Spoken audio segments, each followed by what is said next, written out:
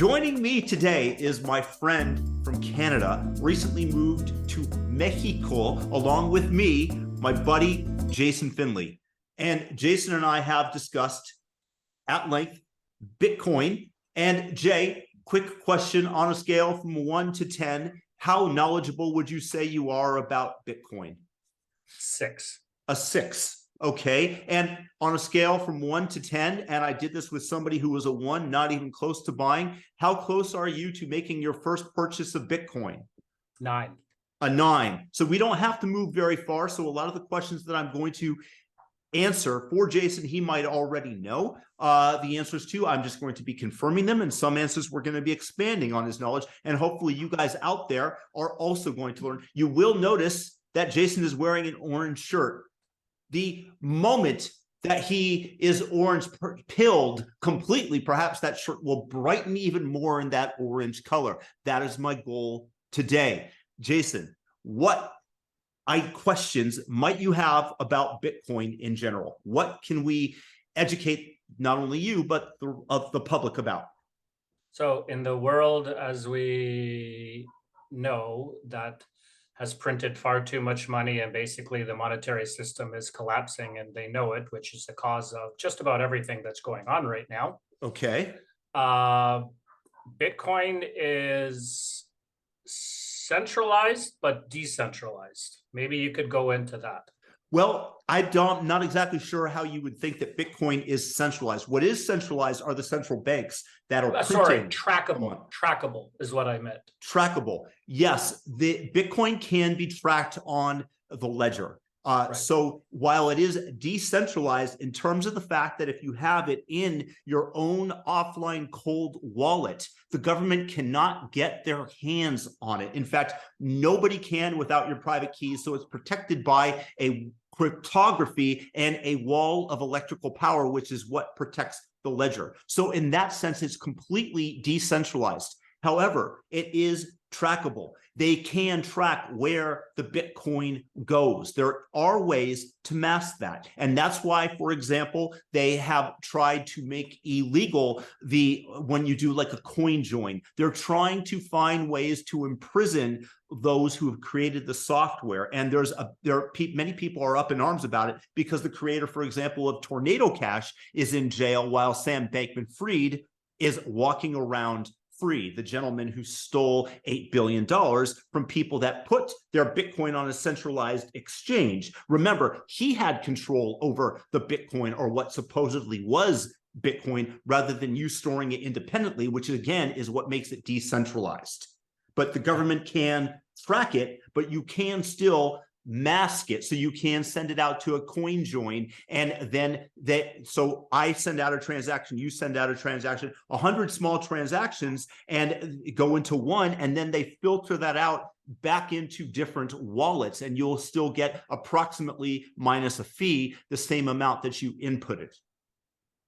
Okay. Does that make sense? Yep, that makes sense.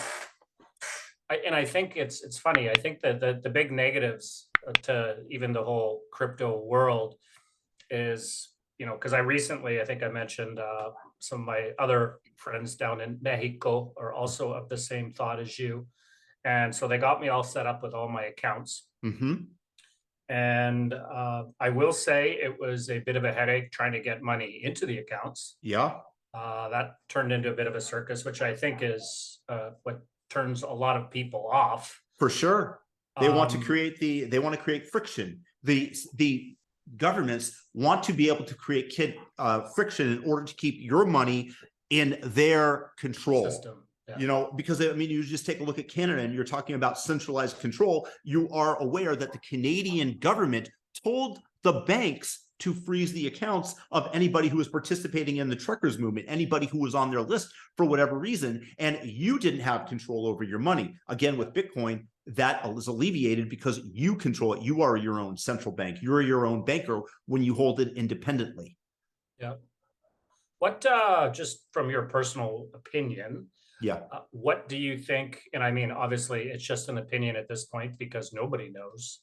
We're seeing lows of 16,000 right now. Yeah. What do you and your followings and people that you follow, where do you think it's going to go? Well, I give you two options. Either it's going to zero, or it's going up into the stratosphere to millions of dollars per coin. So what I see is basically an asymmetric bet.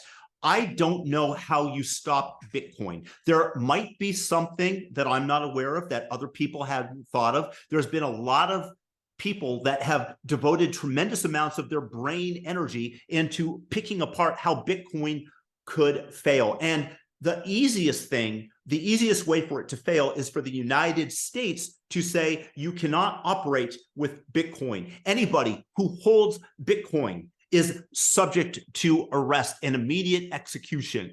That would put massive amount of friction in Bitcoin, and the whole thing could potentially implode. I believe that Bitcoin has escaped. It's reached what we call escape velocity. There's no bringing it back in because it is so entrenched within various people who have tremendous amounts of money, power, and influence, and including senators in the United States that are advocates of Bitcoin, like Cynthia Lomas and Kristen Gillibrand, a Democrat from New York, and Ted Cruz. So, in terms of it going to zero, that is definitely a possibility. But what you're betting on is you're essentially, if you are predicting a price of $1 million, if Bitcoin has the potential to go to $1 million and there's a 10% probability of that, then the price of or it goes to zero, then the price of Bitcoin should be $100,000. So you have to estimate the percentage probability that you think that Bitcoin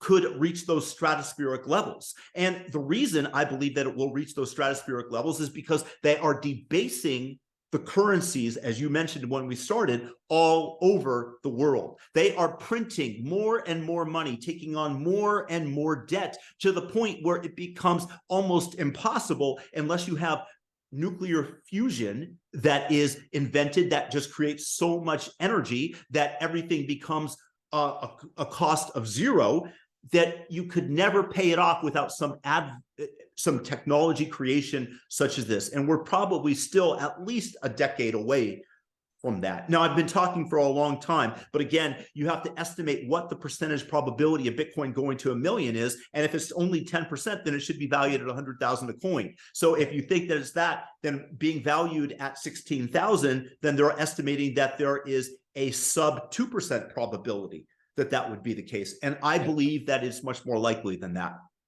Well, and the reason why I asked is a guy that I follow a lot is that Martin Armstrong. I've mentioned him to you a number of times.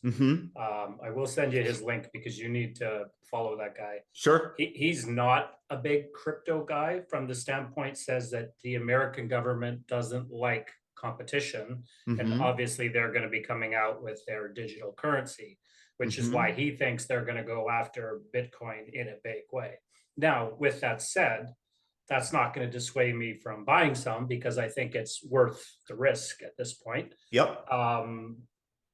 So yeah, so there's that.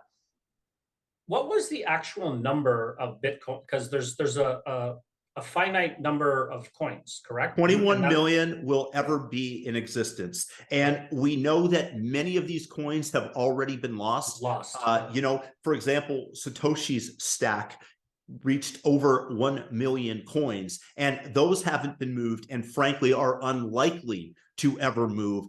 Even if Satoshi is alive today, which many people believe that Satoshi was in fact Hal Finney, who is now dead, those coins are very unlikely to ever move. So whoever Satoshi is has far bigger, in my guesstimation, his legacy is worth far more to him than being immortally wealthy. Right. So have you, here's a question. Have you ever actually sold a Bitcoin? So yes, I did, to answer your question, I did sell some Bitcoin before I completely understood it, which many of us And you turned it into fiat? I did turn it into fiat, yes. So how hard was that? It was easy. It was just a click of a button. Okay, because that's actually one thing. It's like everybody I've ever talked to, everybody owns it all, but nobody ever seems to sell it.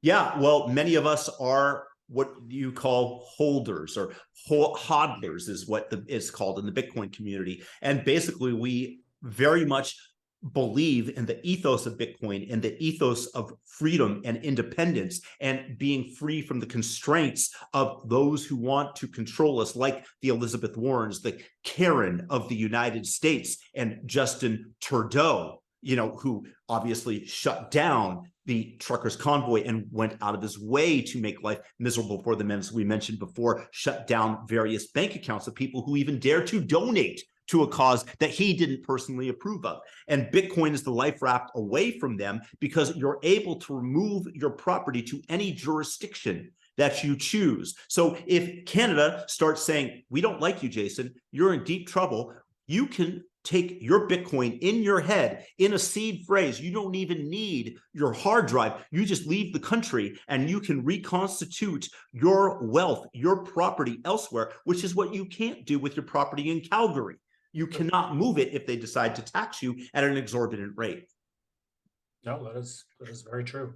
As far, honestly, I mean, outside of, well, it's funny. I said outside of everything could go to zero. So can the stock market. So can your dollar.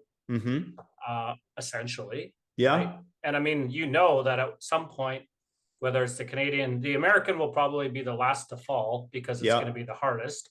Yeah. But at one point, the way that it's going to go down is everybody's going to wake up Sunday morning and their bank account is going to be empty and everything's going to be changed. I don't know if you've heard this, but I mean, everybody has their different thoughts, but it'll be changed to your digital currency, probably with less than what you had in it. And then there'll be they probably won't put conditions on it to start, because they want people to get used to it. Actually, let me ask you that. There's people of the mindset that say Bitcoin was made or introduced for people to get used to the idea of digital currency. I don't buy that notion at all. I believe that Bitcoin, from everything that we read from the white paper, was introduced specifically in response to the 2008 crisis, where they printed up tons of money in order to bail out the banks. This was not true capitalism. They should have just allowed the banks to fail, according to many. I don't buy that for one moment. The amount of angst that they have over Bitcoin is very, very large. I don't believe that this is at all some spy operation that was developed in order to introduce us to digital currencies and get us used to it. That if they wouldn't have constituted it in this way, they would have created it in a manner that they would have been able to control it. And they are not in control of Bitcoin. Every time that somebody puts up a Bitcoin node and starts to mine with however much electricity they might be able to conjure, that is protection and decentralization. And that's exactly what they don't want. So I don't believe that there's any real argument to that, unless one of them was in fact Satoshi and is just waiting for the opportune moment to release all the coins and create massive amounts of doubt amongst Bitcoiners. I have great doubts about that theory. Okay. Yeah, it was just one of the one that floats around. Yeah. That people mention. So now, as far as is obviously due to the cost of the coin, you buy a fraction. Like, I mean, I have yet to ever pull the trigger on a single crypto trade. So I will be doing that very soon. So it trades 24/7, correct? Correct. So, and then essentially it's just the market. There's the bid and ask, and and it's obviously fractions due to the dollar, due to the cost of the Bitcoin. Yeah, you can buy it in minute fractions. You can buy $5 worth of Bitcoin. I mean, with the Lightning Network right now, you can move Bitcoin around so easily at a fraction of a penny. It's really amazing what's being built in terms of the layer 2 and how much it's reduced the cost and friction of using Bitcoin. I mean, this is what they're using for microtransactions. I was tipped the other day 1,000 Satoshis for a Reddit post that I made, which turns out to be at that time 17 cents. So, I mean, it was just, and it just appeared in my wallet like that. So it's pretty amazing. You have a little question about that. I have no idea what you're talking about. Oh, basically you can move around micropayments, Bitcoin micropayments. So right now it costs a decent amount. Sometimes it might cost $1 or a few dollars for a Bitcoin transaction. right? If you want to send like $1 million worth of Bitcoin, it's still way cheaper and more and faster than a wire. But with the layer 2, which is basically built on top of the layer 1 settlement, you can move around Bitcoin, fractions of a Bitcoin, at less than a penny each transaction. Oh, okay. What were these Satoshis you were? Satoshis is a Satoshi is 1/100 millionth of a Bitcoin, and it is the lowest denominator that a Bitcoin can have right now. And you can extend that out, but right now, one Satoshi is considered to be 1/100 millionth of a Bitcoin. So somebody tipped you 17 Satoshis. So 1,000 Satoshis, which is 17 cents. Oh, gotcha. Okay. Yeah. Yeah. I see. Okay. Let's see what else. What else? So, okay. So, everything's not all about, I'm sure this can be a general chat where you can talk about some other things as well. So there's theories about, XRP and XLM, why they seem to be more that they're going to be, we'll say, readily adopted by, let's just say, the governments per se. So is there any, or what is your thought as to potentially buying some of those? Yes, obviously they're very trackable. So obviously they would be aware of that. But on the other hand, if it's going to be adopted, is that a viable option, or would not you for stick me? to? Okay. I'm sticking with Bitcoin. I don't want to purchase anything that has centralized control. What I mean by centralized control is that if you put a gun to the founder's head, that the protocol can be changed. That is not the case for Bitcoin. Bitcoin is decentralized. Nobody is in control of Bitcoin, which is what keeps it pure, which is what keeps it safe and secure, which means that your wealth in Bitcoin cannot easily be seized if they change the protocol, because the government comes and puts a gun to Vitalik Buterin or Joe Lubin's head, who are the creators of Ethereum, basically, then they can potentially change the protocol and all that wealth is wiped out and goes into the government hands. Bitcoin is the only digital currency with any real monetizable base that cannot easily be seized, that is protected by that wall of energy that I discussed. The wall of energy being all the electricity needed to create it. In order to rewrite the ledger, you need to be able to input 51% of that energy, which would be billions and billions of dollars just to stage that attack. So that is the reason that I have no faith in those currencies versus Bitcoin. Furthermore, if you want to talk about government psyops, yeah, I guarantee you that the governments around the world probably instituted one of these and is hoping for them to become adopted by the masses so that they can once again control. Bitcoin, again, is the life raft of freedom away from this centralized control. So I wouldn't touch those currencies, to answer your question. Okay. No, that's fair. Appreciate your opinion. So now, as far as actually, like, how outside of something, maybe sites on the internet and things like that, I mean, how easy is it to actually buy something with Bitcoin? I mean, obviously some places take it and some places don't. Well, with El Salvador, you automatically you can transact in Bitcoin. There are other countries in the world that are starting to adopt it. There is a city in Switzerland that has adopted Bitcoin as legal tender. I believe that its name is Lugano, and there's the island of Madeira, which is doing the same thing.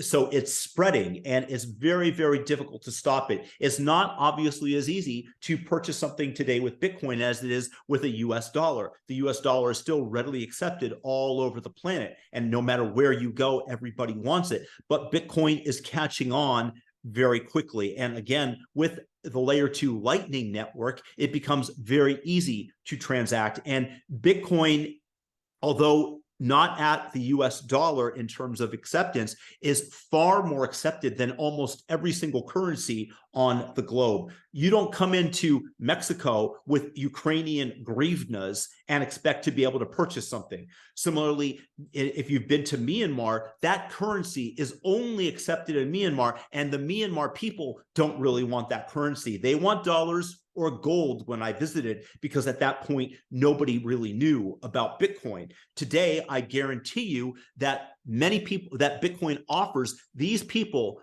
that are so manipulated by the government that just steals their money by printing more of it with inflation, as they've done in Venezuela and Zimbabwe and Argentina. And Argentina right now, nobody wants the Argentinian peso. They want Bitcoin. So it's becoming more accepted around the world.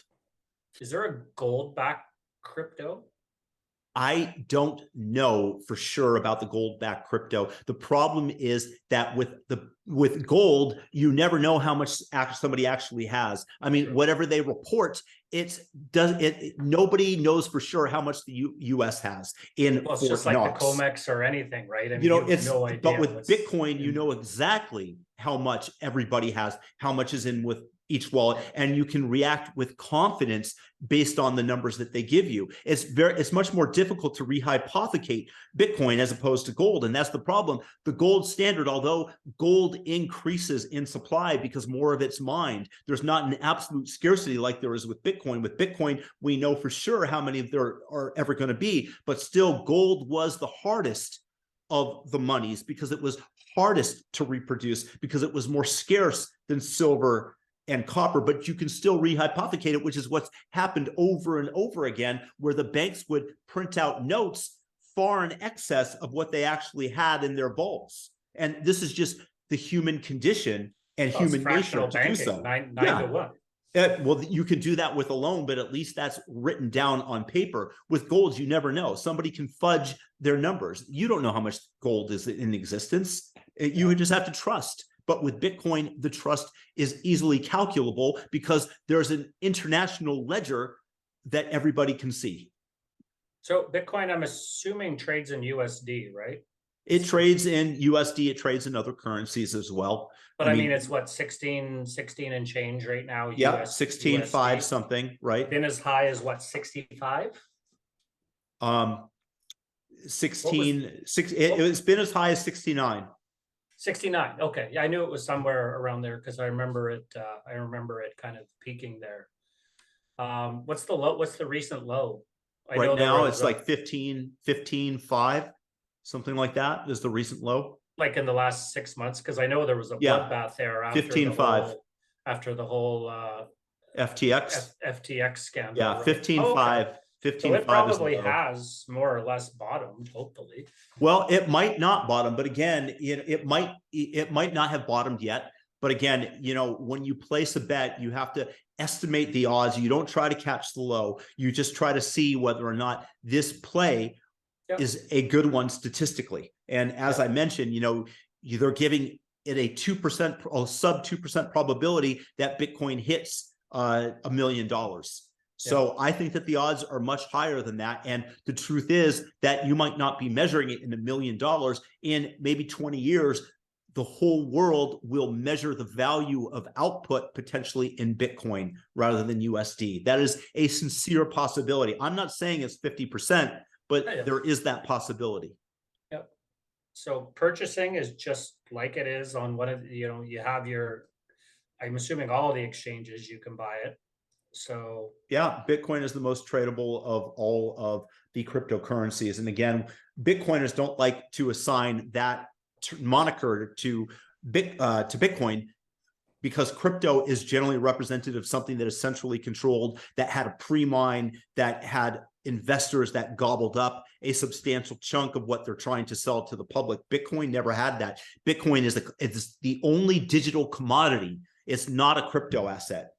Right. It's a digital commodity because there was no pre-mine. Every ounce of Bitcoin, if you wanted to put it in gold terms, was available. And back then it was just on the surface. It had no value. It would be like people finding gold for the first time, but people have realized the value of Bitcoin, and thus the value of Bitcoin has subsequently risen over the years. Right. Now, what about peer-to-peer transaction. I've heard people talk about it. I've never seen it done. It's very simple. I have my wallet address and you have your wallet address. You give me your wallet address and I send the Bitcoin directly to you. And there's no intermediary. There's just me and you and the addresses, and that's that. And I send it and it's recorded on the ledger. It's recorded in the 10-minute block, approximate 10 minutes, and you have the money and I don't. You have the Bitcoin. Just that simple. Yeah, it's pretty simple. Now, can you do it with like a scan code as well? Is that such a thing? That's the same thing as just giving the address. So you have a code and you scan, and that just goes directly into your address. So the code is just, the scanned code is just the computer reading your address. I've heard people mention that, where you just scan the phone and What else does a 6 out of 10 Bitcoin knowledger need to know, Professor? Well, I'm very honored to be referred to as such. I'm not Michael Saylor, but just know that you are purchasing an asymmetrical bet, and you have freedom and you have the ability to move your property to whatever jurisdiction will suit you best. And you're no longer, once you convert your Canadian currency, your Canadian loonies, which is what that country has become, into Bitcoin, you're no longer under the jurisdiction of Trudeau and the demonic liberals that want to seize control over Canada. The last question that I have for you, Jason, is how orange is your shirt right now? Has it moved from a 9 to a 10? Oh yeah, I will pull the trigger before the new year. Very good. Then you are fully orange pilled.